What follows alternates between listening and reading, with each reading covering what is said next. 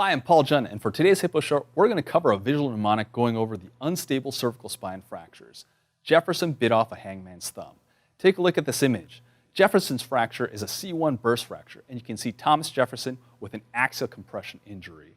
B is for bilateral facet dislocation, which involves a flexion distraction, sometimes rotatory mechanism that leads to bilateral dislocation of the interarticulating facets.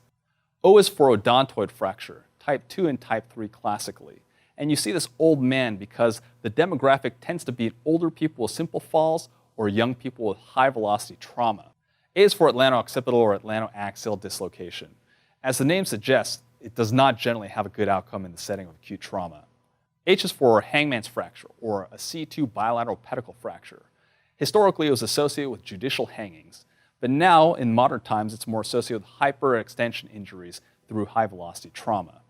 T is for teardrop fracture. They come in two flavors, extension and flexion teardrop. And flexion is more severe as it's associated with disruption of the posterior longitudinal ligament. And that wraps it up for this Hippo Short on unstable cervical spine fractures. If you want more information, specifically x-rays and examples of each of these fractures, head on over to hippoeducation.com. My name is Paul Jhun, and I'll see you next time.